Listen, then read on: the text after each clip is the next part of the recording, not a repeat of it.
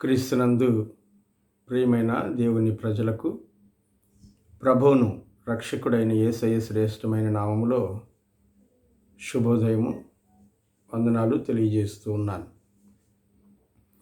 ఈ ఉదయ సమయంలో దేవుని వాక్యమును ధ్యానించుకోవడానికి దేవుడు అనుగ్రహించిన మహా గొప్ప కృపను బట్టి దేవాతి దేవునికి స్తోత్రాలు చెల్లిస్తూ ఉన్నాను. ప్రార్థన చేసుకొని ఈ దైవ ధ్యానాన్ని మనం ప్రారంభించుకుందాం. మహోన్నతుడవైన మా ప్రియ పరలోకపు తండ్రి, పరిశుద్ధుడవైన దేవ, జీవం గల స్వామి, మీ ఘనమైన శ్రేష్టమైన నామమును బట్టి మీకు వేలాదిగా వందనాలు, స్తుతులు, స్తోత్రాలు చెల్లిస్తూ ఉన్నాను. గడిచిన దినములన్నీ మీ కృపల చేత మమ్మలను కాపాడి సజీవులనుగా ఉంచి ఈ ఉదయ సమయంలో మీ లేఖనాలు ధ్యానించుకునే కృపనిచ్చినందుకు వందనాలు. ఈ వాక్య ధ్యానమును దీవించండి. మీ నామాన్ని మహిమపరచునట్లు మమ్మల్ని ఉపయోగించుకొనండి. వింటున్న ప్రజలందరికీ ఆశీర్వాదమును దయచేయమని యేసునామంలో ప్రార్థించి అడిగి వేడుకొనుచున్నాము తండ్రి, ఆమేన్. ప్రియమైనటువంటి వారులారా, ఈరోజు మన కొరకు ఏర్పాటు చేయబడిన వాక్య భాగము కీర్తనల గ్రంథంలో నుంచి 34వ కీర్తనని మనం ధ్యానం చేసుకుంటూ ఉన్నాం. నేను చదువుతాను. ఈ వాక్య భాగాన్ని శ్రద్ధగా వినవలసిందిగా ప్రభు నామాన్ని బట్టి మనవి చేస్తూ ఉన్నాను. నేను ఎల్లప్పుడూ యెహోవాను సన్నుతించెదను, నిత్యము ఆయన కీర్తి నా నోట నుండును. యెహోవాను బట్టి నేను అతిశయించుచున్నాను, దీనులు దానిని విని సంతోషించెదరు. నాతో కూడా యెహోవాను ఘనపరచుడి, మనము ఏకముగా కూడి ఆయన నామమును గొప్ప చేయుదము. నేను యెహోవా యొద్ద విచారణ చేయగా ఆయన నాకు ఉత్తరమిచ్చెను. నాకు కలిగిన భయములన్నింటిలో నుండి ఆయన నన్ను తప్పించెను. వారు ఆయన తట్టు చూడగా వారికి వెలుగు కలిగెను, వారి ముఖములెన్నడూ లజ్జింపకపోవును. ఈ దీనుడు మొరపెట్టగా యెహోవా ఆలకించెను, అతని శ్రమలన్నిటిలో నుండి అతన్ని రక్షించెను. యెహోవా యందు భయభక్తులు గల వారి చుట్టూ ఆయన దూత కావలియుండి వారిని రక్షించును.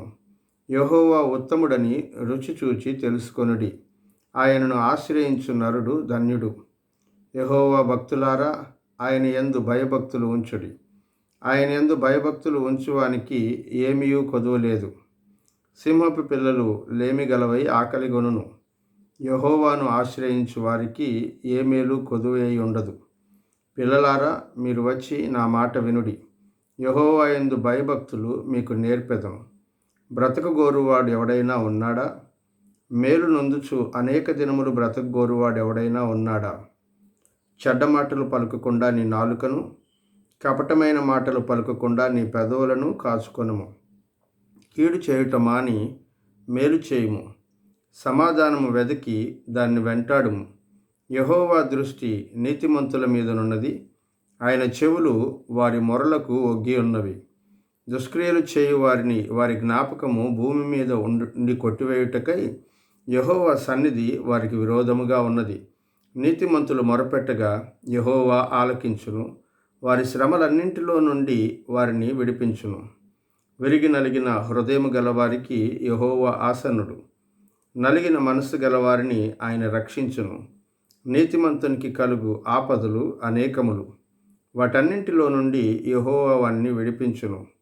ఆయన వాని ఎముకలన్నింటినీ కాపాడును, వాటిలో ఒక్కటైనను విరిగిపోదు. చెడుతనము భక్తిహీనులను సంహరించును, నీతిమంతుని ద్వేషించువారు అపరాధులుగా ఎంచబడుదురు. యెహోవా తన సేవకుల ప్రాణమును విమోచించును, ఆయన శరణుజొచ్చిన వారిలో ఎవరునూ అపరాధులుగా ఎంచబడరు. ప్రియమైన వారలారా, మనము చదువుకున్న ఈ కీర్తన 34వ కీర్తన దావీదు భక్తుడు రచించిన కీర్తన.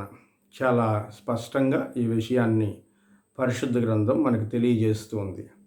అయితే ఈ కీర్తనలోని కొన్ని మాటలు ఉపోద్ఘాతాన్ని మీకు తెలియజేస్తాను. దావీదు గొర్రెల కాపరిగా గొర్రెలు కాచుకుంటున్న అనుభవంలో నుంచి సమూయేలు చేత అభిషేకించబడిన వాడై రాజుగా అభిషేకించబడి కాలక్రమంలో సౌలు రాజు దగ్గర పనివాడిగా చేరాడు. అతని ఆయుధాలు మోయేవాడిగా మారాడని వాక్యంలో చూస్తూ ఉన్నాం. అతనికి అపవిత్రాత్మ పట్టినప్పుడు పిల్లను గ్రోవి ఊది దానిని పారద్రోలేవాడని వాక్యంలో గమనిస్తూ ఉన్నాం. అయితే ఒకానొక రోజున ఫిలిష్తీయులతో ఇశ్రాయేలీయులకు యుద్ధం జరుగుతూ ఉన్నప్పుడు ఫిలిష్తీయుల యుద్ధాన్ని చూడడానికి తన తండ్రి చేత పంపించబడిన వాడై యుద్ధరంగంలోనికి వెళ్ళాడు. అనుకోకుండా గొల్యాతు అనే వీరుణ్ణి దేవుని కృప వలన దావీదు చంపడం జరిగింది. గొల్యాతు కత్తిని తీసుకొని గొల్యాతును చంపాడు. ఇది దావీదునికి పేరు ప్రఖ్యాతులు సంపాదించి పెట్టింది. పేరు ప్రఖ్యాతులతో పాటు ప్రాబ్లమ్స్ని కూడా తీసుకొచ్చి పెట్టింది ఈ సంఘటన. నిన్నటి వరకు దావీదు అంటే ఎవరికీ తెలియదు. ఇప్పుడు ఇశ్రాయేలు ప్రజలలో బహు యుద్ధశాలిగా పేరు పొందాడు. నిన్నటి వరకు దావీదు అంటే కేవలము సౌలు రాజు యొక్క పనివాడు. కానీ ఇప్పుడు దావీదు అంటే ఇశ్రాయేలు విమోచకునిలాగా కనబడుతూ ఉన్నాడు. అలాంటి సందర్భంలో సౌలు దావీదు మీద ఈర్ష్యను పెంచుకొని మరణమయ్యేంత వరకు, అనగా సౌలు మరణించేంత వరకు దావీదుని వెంటాడుతూ ఉన్నట్లుగా పరిశుద్ధ గ్రంథంలో మనం చూస్తాం. ప్రియమైన వాళ్ళారా, గమనిస్తూ వెళ్ళినట్లయితే ఆ సంఘటనలన్నిటినీ సౌలు పతనం మనకు కనబడుతుంది. సౌలు ఆ ఊరిలో మొదట తన ప్రయత్నంగా విషపు చూపు నిలిపాడు అని రాశాడు. ఆ తరువాత ఈటతో 2 సార్లు దావీదుని చంపడానికి ప్రయత్నించాడు. పరిశుద్ధ గ్రంథంలో చూస్తున్నాం. ఆ తర్వాత ఫిలిష్తీయుల చేత చంపించడానికి కుట్ర చేసి ఫిలిష్తీయుల ముందోళ్లను తీసుకుని వస్తే తన కూతురునిచ్చి వివాహం చేస్తానని ఆశ చూపించాడు. ఆ తర్వాత తన మనుషుల్ని పంపించి మంచం మీద ఉన్న దావీదుని అలాగే చంపేయమని, నిద్రలోనే చంపేయమని పంపించాడు. ధర్మశాస్త్రం ప్రకారం బహు విరుద్ధమైనటువంటి సంఘటన. ఒక వ్యక్తి నిద్రిస్తూ ఉండగా అతనిని ఏ విధముగానూ డిస్టర్బ్ చేయకూడదు అనేది ధర్మశాస్త్రం చెప్తున్న విషయం. కానీ దాన్ని ఉల్లంఘించి నిద్రలోనే దావీదును చంపమని పంపించాడు. ఇలా అనేక ప్రయత్నాలు చేసినప్పటికీ ఆ ప్రయత్నాలన్నీ కూడా విఫలమైపోయాయి. ఇలా ఈ ప్రయత్నాలన్నీ చేస్తున్నటువంటి సౌలును చూచిన దావీదు విసుగు చెందినవాడై, ఇతని దగ్గర మనం ఉంటే ఎప్పటికైనా మనకు ఆపదే కలుగుతుంది, సమాధానముగా ఉండము అనుకొని తన స్నేహితుడైనటువంటి యోనాతాను సహకారంతో దేశాన్ని వదిలిపెట్టి వెళ్ళిపోయాడు. అలా వెళ్ళిపోతూ ఉండగా ఫిలిష్తీయుల దేశంలో ప్రవేశించాల్సి వచ్చింది. నేను ముందు చెప్పాను కదా, ఫిలిష్తీయుడైనటువంటి గొల్యాతును దావీదు చంపాడు. ఇప్పుడు అదే ఫిలిష్తీయుల దేశంలోనికి వెళ్ళి తలదాచుకుంటూ ఉన్నాడు. ఆ ఊరిలో ఉన్నటువంటి వాళ్ళు చూశారు సైనికులు దావీదుని. ఇతను మన వీరుడిని సంహరించినటువంటి శత్రుదేశపు వ్యక్తి కదా, గూఢచర్య నిమిత్తం మన దేశానికి వచ్చి ఉంటాడని పట్టి బంధించి రాజుగారి దగ్గరికి తీసుకెళ్ళాడు. రాజుగారి పేరు ఆకీషు. సాధారణంగా ఫిలిష్తీయుల రాజులందరినీ అభిమెలకులు అని పిలుస్తారు. కానీ ప్రత్యేకంగా ఆకీషు అని రాశారు. ఎందుకంటే అది ఆ రాజు పర్సనల్ పేరు. అభిమెలకు అనేది రాజుకి ఇవ్వబడినటువంటి టైటిల్ లాంటిది. ఈ ఆకీషు రాజు దగ్గరికి వెళ్ళినప్పుడు దావీదు ఒక చిన్న నాటకాన్ని ప్రదర్శించాడు. తను పిచ్చివాడైపోయాడు అనే అనుభూతిని ఆకీష్కి కలిగించి, పిచ్చివాడిని నా దగ్గరికి ఎందుకు తీసుకొచ్చారు, వాడిని వదిలేయండి, వాడికి పిచ్చి పట్టింది, వాడు మనకేమీ హాని చేయలేడు అని రాజు చేత అనిపించుకొని అక్కడి నుంచి బయటపడి అదుల్లాము అనేటువంటి గుహల్లోనికి వెళ్ళి దాక్కున్నాడు. అక్కడి నుంచి కొన్ని కీర్తనలు దావీదు రాశాడు అదుల్లాము గుహలో నుంచి. ఆ రాసినటువంటి కీర్తనల్లో ఒకానొక కీర్తన ఇప్పుడు మనం చదువుకుంటున్నటువంటి కీర్తన. ఒకసారి ఆలోచిస్తే దావీదు మానసిక స్థితిని గురించి మనం ఒక క్షణం ఆలోచించాల్సి వస్తుంది ఇక్కడ. ఎందుకంటే దావీదు తరమబడుతూ ఉన్నాడు. హాయిగా గొర్రెలు కాచుకుంటున్నటువంటి దావీదు దేవుని పిలుపుని అందుకొని రాజుగా అభిషేకించబడ్డాడు. సాధారణంగా ఎవరైనా సరే అభిషేకం అనేది మన జీవితంలోనికి వచ్చింది అంటేనే కష్టాలన్నీ తొలగిపోయాయి అనే భావనలో ఉంటారు. రాజుగా మనకు అభిషేకం వచ్చేసింది, ఇంకా మనమే కింగులు, మనల్ని ఎవడు ఏం అనేవాడు లేడు అనే భావన మనసులోనికి వస్తుంది. అప్పటి వరకు ప్రశాంతంగా ఉన్నటువంటి దావీదు జీవితంలో తుఫానుల మీద తుఫానులు రావడం ప్రారంభమయ్యాయి. ప్రియమైన వర్లారా, మనం ఎప్పుడు దేవుని అభిషేకమును పొందుతామో అపవాది దాడి కూడా మన మీద ఎక్కువ అవుతుంది అని చెప్పడానికి దావీదు యొక్క జీవిత ప్రయాణం ఒక నిదర్శనం. అపవాది దాడి అని చెప్పడంతో పాటు దేవుడు అపవాది దాడిని సాధనంగా ఉపయోగించుకొని దావీదుని ఒక మంచి రాజుగా, యుద్ధవీరునిగా, పోరాట పటిమ కలిగిన వానిగా మార్చే ప్రయత్నంలో ఉన్నాడు అని కూడా చెప్పొచ్చు. దావీదు మానసికంగా పోరాటాన్ని ఎదుర్కొంటూ ఉన్నాడు. తన జీవితం అంతా కూడా పోరాటమే. అన్నలతో ఒక పోరాటం, సౌలుతో పోరాటం, ప్రయాణం అంతటిలోనూ ఇబ్బందులు, ప్రతి చోట అమర్యాదను ఎదుర్కొన్నాడు. ఒకవైపు ఘనత, మరొక వైపు అమర్యాద, రెండింటినీ చూస్తూ ఉన్నాడు దావీదు. ఇప్పుడు ఆఖరికి తన ప్రాణాన్ని తాను కాపాడుకోవడానికి మహావీరుడైనటువంటి వాడు, మహావీరుడై దేవుని బలము చేత గొల్యాతును చంపినటువంటి దావీదు ఇప్పుడు సౌలు చేతిలో నుంచి తన ప్రాణాన్ని కాపాడుకోవడానికి మరలా అదే ఫిలిస్తీయుల దేశానికి వెళ్ళి తలదాచుకోవాల్సిన పరిస్థితి. దావీదుకి ఎలా అనిపించుంటుందో ఈ పరిస్థితి ఊహించుకుంటే అతని మానసిక స్థితి ఏంటో మనకు అర్థమవుతుంది. అలాంటి మానసిక స్థితి కలిగిన పరిస్థితుల మధ్యలో నుంచి దావీదు దేవుని జ్ఞాపకం చేసుకుంటూ, మరి ప్రత్యేకంగా ఆకీషు ఎదుట పిచ్చివాడిగా నటించి ప్రాణాన్ని కాపాడుకోవాల్సిన పరిస్థితి.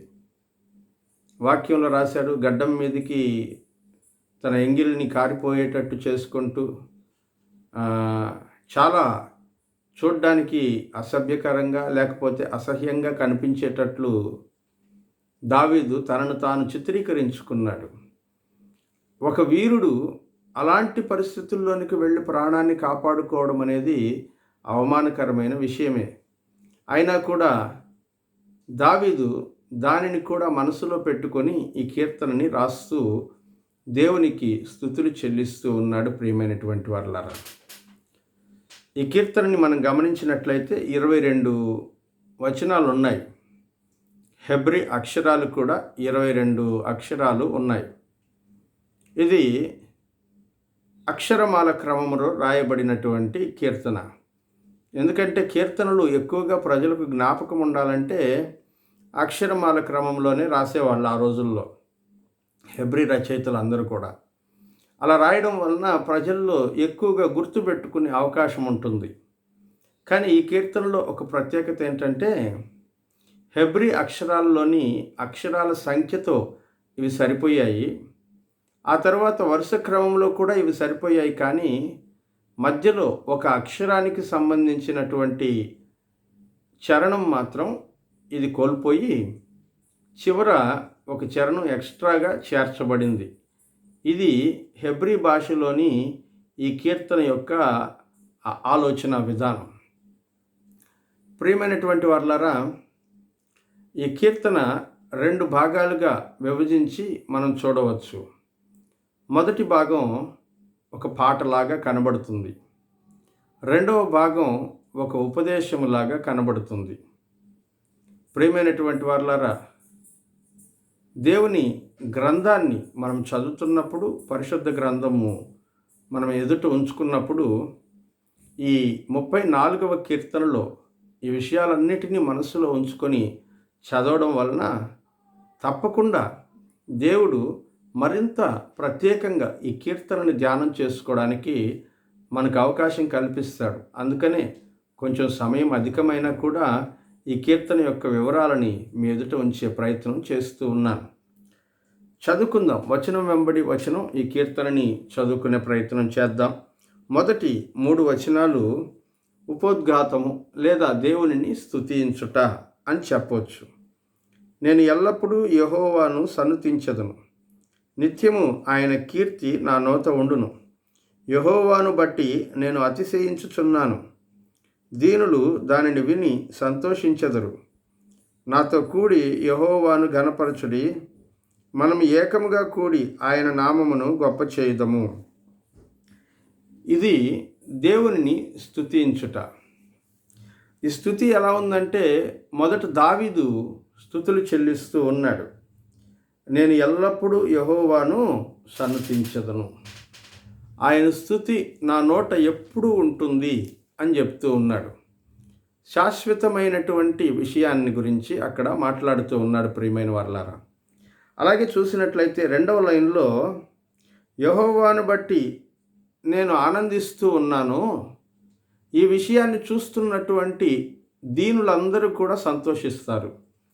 దావీదు దేవుణ్ణి స్తుతిస్తే దీనులు సంతోషించడం ఏంటి అంటే, దావీదు ఇప్పుడు దీనుడిగా తనను తాను అభివర్ణించుకుంటూ ఉన్నాడు. శత్రువుల చేత చిక్కబడినవాడు, అపాయములో ఉన్నవాడు, ప్రాణాలు పోయే పరిస్థితిలో ఉన్నవాడు దీనుడు. అలాంటి పరిస్థితుల్లో ఉన్నటువంటి దీనులందరూ కూడా ఇలాంటి పరిస్థితుల్లో కూడా నేను దేవుని స్తుతించగలుగుతూ ఉన్నానంటే నన్ను చూసి వాళ్ళందరూ కూడా ఆనందిస్తారు అంటూ ఉన్నాడు. 3వ లైన్లో ఆయన చెప్తున్నటువంటి మాట, మీరు కూడా నాతో పాటు రండి, మనమందరము కలిసి యెహోవాను స్తుతించుదాం అని చెప్తూ ఉన్నాడు. తర్వాత 4 నుంచి 7 వచనాల వరకు మనం చదువుకున్నట్లయితే, దేవుని సన్నిధిలో ప్రార్థన అనేది ఎంత బలమైనది అనే అంశాన్ని ఈ వచనాలు మనకు వినిపిస్తాయి. చదువుదాం. నేను యెహోవా యొద్ద విచారణ చేయగా ఆయన నాకు ఉత్తరం ఇచ్చెను. నాకు కలిగిన భయములన్నిటిలో నుండి ఆయన నన్ను తప్పించెను. వారు ఆయన తట్టు చూడగా వారికి వెలుగు కలిగెను, వారి ముఖములెన్నడూ లజ్జింపకపోవును. ఈ దీనుడు మొరపెట్టగా యెహోవా ఆలకించెను, అతని శ్రమలన్నింటిలో నుండి అతన్ని రక్షించెను. యెహోవా యందు భయభక్తులు గల వారి చుట్టూ ఆయన దూత కావలి ఉండి వారిని రక్షించెను. ప్రియమైన వారలారా, ఈ 4 నుంచి 7 వచనాల వరకు ప్రార్థన యొక్క ప్రాశస్త్యాన్ని గురించి దైవజనుడు వివరిస్తూ ఉన్నాడు. ప్రార్థన గురించి ఆయన చెప్తూ ఉన్నాడు, నేను యెహోవా యొద్ద విచారణ చేయగా ఆయన నాకు ఉత్తరం ఇచ్చాడు అంటూ ఉన్నాడు. దేవుని యొద్ద ప్రార్థించడము, జవాబు పొందడము అనేది దీవెన. ప్రియులారా, మనం ప్రార్థిస్తూ ఉన్నాం, కానీ అటువైపు నుంచి ఆన్సర్ వస్తుందా లేదా అనేది చాలా ఇంపార్టెంట్. ప్రార్థన చేసినటువంటి సురేఫెనికయ్య దేశానికి చెందిన స్త్రీ యేసుని అడగ్గా ఆయన ప్రార్థనకు జవాబివ్వడానికి నిరాకరించాడు మొదట. కానీ ఆవిడ ప్రార్థనలో ఉన్నటువంటి ఓర్పును, ఆవిడ ప్రార్థనలో ఉండబడినటువంటి శక్తిని గమనించిన యేసయ్య ఆవిడ ప్రార్థన మరియు విశ్వాసము గొప్పవిగా పరిగణించాడు. ప్రియమైన వారలారా, మన ప్రార్థనా జీవితం జవాబును పొందే జీవితమై ఉండాలి, కానీ గాలిలో ఎగురుతున్నట్లుగా మాటలు వచించడంలాగా ఉండకూడదు. నేను నేర్చుకుంటున్నటువంటి పాఠం ఇది. మన మాటలు ఫార్మల్గా ఉండాల్సిన అవసరం లేదు. మన మనస్సు దేవుని హత్తుకొని ఉండేటట్లు మాట్లాడగలిగితే చాలు. మన మాటల్లోని ఫార్మాలిటీని కాదు దేవుడు గుర్తిస్తూ ఉన్నది, మన హృదయంలోని ఆరాధనను, విశ్వాసమును దేవుడు గుర్తిస్తూ ఉన్నాడు. ప్రియమైన వారలారా, ఈ ప్రార్థన చూస్తున్నప్పుడు దావీదు అలానే చెప్తూ ఉన్నాడు, నేను ప్రార్థన చేశాను, ఆయన నాకు ఉత్తరం ఇచ్చాడు. నాకు ఇప్పటిదాకా చాలా భయాలు ఉండేవి. ఫిలిష్తీయుల దేశంలోనికి వెళ్తున్నాను, వాళ్ళు నన్ను చంపేస్తారేమో, నా పరిస్థితి ఏంటి, నాకు ఉన్నటువంటి దర్శనము, అభిషేకము ఇవన్నీ ఏమైపోతాయి? వీటన్నింటి విషయంలో దావీదునికి ఒక రకమైనటువంటి భయాందోళనకు లోనైన పరిస్థితి. అలాంటి పరిస్థితిలో నుంచి దేవుడు విడిపించాడు. అందుకని ఆయన చెప్తున్నాడు, నాకు కలిగిన భయములన్నిటిలో నుంచి ఆయన నన్ను విడిపించను అని అంటూ ఉన్నాడు. వారు ఆయన తట్టు చూడగా, అనగా దేవుని యందు భయభక్తులు గలవారు ఆయన తట్టు చూసి విజ్ఞాపన చేస్తే ఆయన ఎప్పుడు కూడా సిగ్గుపరచడు అని వాక్యంలో చూస్తున్నాం. దీనులు మొరపెడితే ఆయన జవాబిచ్చేటువంటి వాడు అని చూస్తూ ఉన్నాం. 7వ వచనంలో ఒక ఇంపార్టెంట్ విషయాన్ని ఆయన చెప్తూ ఉన్నాడు. అదే విషయాన్ని తర్వాత కూడా మనం చదువుకుంటాం, కానీ ఇక్కడ ఒకసారి జ్ఞాపకం చేస్తాను. యెహోవా యందు భయభక్తులు గలవారి చుట్టూ ఆయన తన దూతను కావలి ఉంచి వారిని రక్షించును. దేవుని యందు భయభక్తులు కలిగిన వారు, అది కండిషన్. భయభక్తులు కలిగి ఉంటే మనల్ని రక్షించేటువంటి విషయంలో తన దూతలను కూడా మనకు సెక్యూరిటీ గార్డ్స్గా పెట్టడానికి ఆయన ఏమాత్రమూ వెనుకాడడు అనే విషయాన్ని మనం చూస్తూ ఉన్నాం. ప్రియమైన వారలారా, మనకంటే చాలా రెట్ల బలమైనటువంటి, మనకంటే దేవుని సన్నిధిలో అధికంగా సమయం గడుపుతున్నటువంటి దేవుని దూతలని మన సంరక్షణార్థమై దేవుడు వినియోగిస్తూ ఉన్నాడంటే మనల్ని దేవుడు ఎంతగా ప్రేమిస్తూ ఉన్నాడు అని చెప్పడానికి ఇదొక ఉదాహరణ అనే విషయాన్ని గమనించాలి ప్రియులారా. అలాగే 8వ వచనం నుంచి మనం చదువుకున్నట్లయితే ఒక ఉపదేశాన్ని మనం ఇక్కడ చూస్తాం, 8 నుంచి 22 వరకు. కానీ ఈ ఉపదేశంలో కూడా మరొక భాగము నన్ను ఎక్కువగా ఆకర్షిస్తూ ఉంది. అదేంటంటే దేవుని యందు భయభక్తులు కలవారు అనేటువంటి పదం. ఈ కీర్తన అంతా కూడా అదే మాటను ఇంచుమించు మనకు తెలియజేస్తుంది. అయినా సరే ఈ మాటలు నన్ను ఆకర్షిస్తున్నాయి కనుక నేను మీకు తెలియజేస్తూ ఉన్నాను. యెహోవా ఉత్తముడని రుచి చూచి తెలుసుకొనుడి, ఆయనను ఆశ్రయించు నరుడు ధన్యుడు. యెహోవా భక్తులారా ఆయన యందు భయభక్తులు ఉంచుడి, ఆయన యందు భయభక్తులు ఉంచు వారికి ఏమీ కొదువలేదు. సింహపు పిల్లలు లేమి గలవై ఆకలి గొనును, యెహోవాను ఆశ్రయించు వారికి ఏ మేలు కొదువై ఉండదు. ప్రియమైన వారలారా, ఈ మాట చెప్తున్నటువంటి దావీదు భక్తుడు దేవుని యందు భయభక్తులు కలిగి ఉంటే కలిగే మేలును గురించి ఆయన చెప్తూ ఉన్నాడు. ఇది చాలా fresh and first hand information అని చెప్పొచ్చు. ఎందుకంటే తన జీవితంలో ఎక్స్పీరియన్స్ చేసిన దాన్ని దైవజనుడు మనకు వివరించే ప్రయత్నం చేస్తూ ఉన్నాడు. ఆయన అంటున్నాడు, నేను దేవుణ్ణి టేస్ట్ చేశాను, రుచి చూశాను అంటున్నాడు. ప్రభువుని రుచి చూడడం ఇది చాలామందికి కంటతైనటువంటి వాక్యం. కానీ కంటతను చేస్తూ ఉన్నారే కానీ దానిని అన్వయించుకునేటువంటి ప్రయత్నం అయితే జరగట్లేదనేది నా అభిప్రాయం. వాక్యంలో అంటున్నాడు, యెహోవా ఉత్తముడని రుచి చూసి తెలుసుకోండి. ఏదైనా ఒక అనుభవం దేవునితో మనకు ఏర్పడితేనే కానీ అనుబంధం బలపడదు అని అంటాను. దేవుని దగ్గర మనకు కలిగిన అనుభవాలు దేవునితో మనకున్న అనుబంధాన్ని నిర్దేశిస్తాయి. ప్రియమైనటువంటి వారలారా, దావీదు చాలా భయములో ఆ ప్రాంతంలో అడుగుపెట్టాడు. భయములన్నిటిలో నుంచి ఆయన నన్ను తప్పించాడు అని ఇందాక సాక్ష్యం చెప్పాడు ఆయన. ఇప్పుడు ఆయన చెప్తూ ఉన్నాడు, నేను దేవునిని రుచి చూశాను.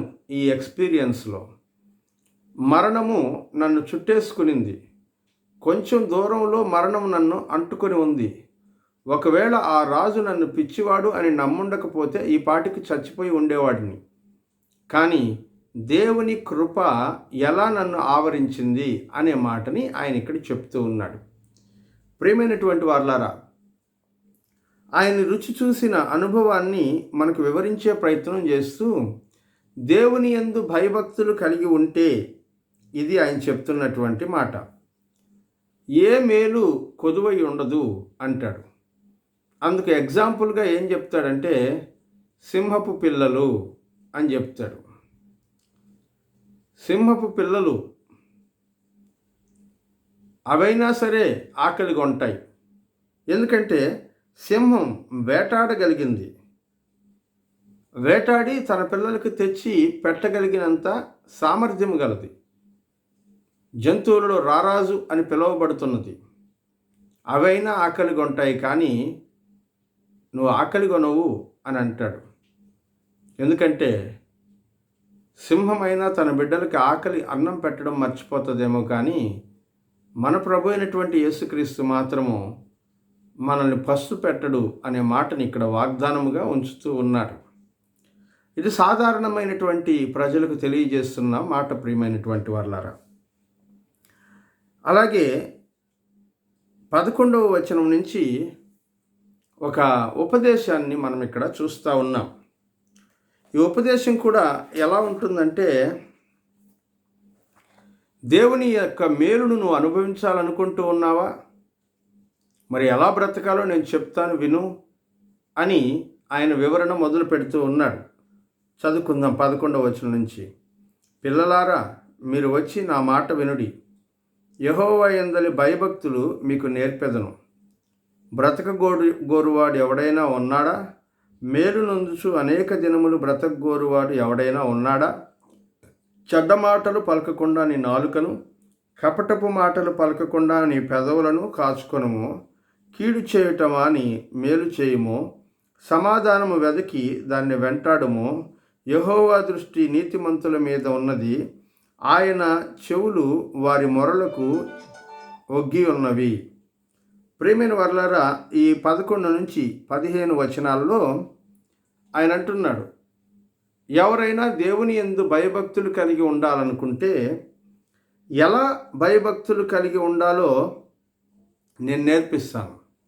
దేవుని యందు భయభక్తులు కలిగి ఉండేటువంటి వాళ్ళు శాశ్వత జీవాన్ని సంపాదించుకుంటారు, దీర్ఘాయువును సంపాదించుకుంటారు అని చెప్తూ ఉన్నాడు ఆయన. ఇక్కడ చెప్తున్నాడు ఎలా ఉంటారు అంటే, చెడ్డ మాటలు పలుకకుండా నీ నాలుకని కంట్రోల్ చేసుకోవాలి.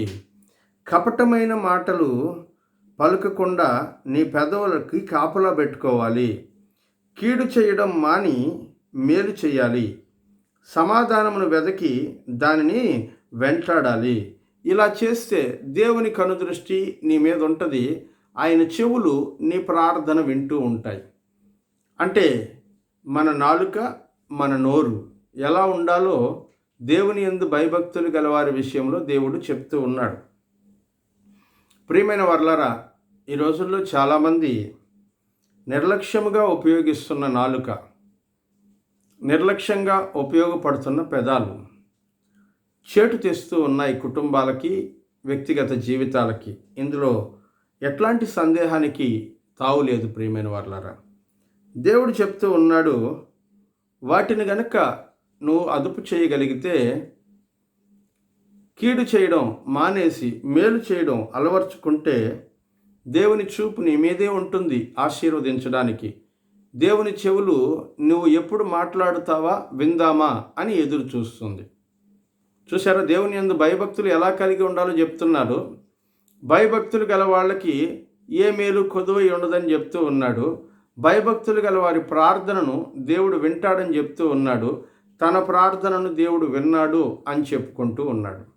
దావీదు ఎంత చక్కగా ఈ విషయాన్ని మాట్లాడుతున్నాడో అర్థమవుతుంది. నాలో కపటమైన పెదవులు లేవు, మీరు కూడా ఉంచుకోబాకండి. నేను అబద్ధం ఆడడం లేదు, మీరు కూడా ఆడబాకండి. నేను కీడు చేయడం లేదు, మీరు కూడా చేయబాకండి. ఇలా ఉంటే ఎవరు మిమ్మల్ని సంరక్షించాల్సిన అవసరం లేదు, దేవుడే మీకు సంరక్షకుడుగా ఉంటాడు అని చెప్తూ ఉన్నాడు. 16 నుంచి మనం చూసినట్లయితే, దుష్క్రియలు చేయు వారి జ్ఞాపకము భూమి మీద నుండి కొట్టివేయుటకై యెహోవా సన్నిధి వారికి విరోధముగా ఉన్నది. నీతిమంతులు మొరపెట్టగా యెహోవా ఆలకించును.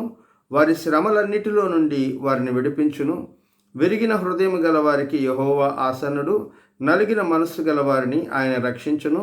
నీతిమంతునికి కలుగు ఆపదలు అనేకములు, వాటన్నింటిలో నుండి యెహోవా వారిని విడిపించును. ఆయన వాని ఎముకలన్నింటినీ కాపాడును, వాటిలో ఒక్కటైనను విరిగిపోదు అంటున్నాడు. ఈ భాగంలో ఎక్కువగా దేవుని యందు భయభక్తులు కలిగిన వాళ్ళు లేకపోతే నీతిమంతులు ఎలా ఉంటారు అనే విషయాన్ని తెలిపే ప్రయత్నం చేశారు. ఆయన అంటున్నాడు, వాళ్ళ మీద దేవుని కనుదృష్టి ఉంటుంది, వాళ్ళ ప్రార్థనలు ఆయన వింటాడు, వారి శ్రమ నుండి ఆయన వాళ్ళని విడిపిస్తారు, వాళ్ళు విరిగి నలిగిన మనస్సు గలవారై ఉంటారు. ఆపదలు అనేకం కలుగుతాయి కానీ యెహోవా వాటి నుంచి విడిపిస్తారు. నీతిమంతుల్ని ఎవరైనా ద్వేషిస్తే దాన్ని కూడా దేవుడు వాళ్ళ దృష్టిలో అపరాధముగా ఎంచుతారు. ఆయన వారిని అపరాధులుగా ఎంచుతారు. వాళ్ళు దేవుని శరణుజొచ్చి ఉంటారు. ఇది క్లుప్తంగా 22వ వచనం వరకు చెప్పబడిన విషయాలు. ఇందులో నుంచి ఒక వచనాన్ని నేను మీకు జ్ఞాపకం చేయాలని అనుకుంటూ ఉన్నాను. 19వ వచనం, నీతిమంతునికి కలుగు ఆపదలు అనేకములు, వాటన్నిటిలో నుండి యెహోవా వారిని విడిపించును.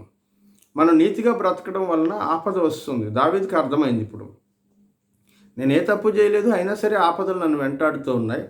కానీ ఈ ఆపదల నడుమ నేను ఒక విషయాన్ని చూస్తూ ఉన్నాను. అదేంటంటే, నన్ను ఆపదలు వెంటాడుతూ ఉన్నాయి కానీ నాకు ఆపద సంభవించబోయే టైంలో దేవుని హస్తము నన్ను ఆదుకుంటూ ఉన్నది అనే విషయాన్ని ఆయన చెప్తున్నాడు. ప్రియమైనటువంటి సహోదరుడా, నీ జీవితంలో కూడా ఇలాంటి అనుభవాలు నువ్వు చూసి ఉంటావు.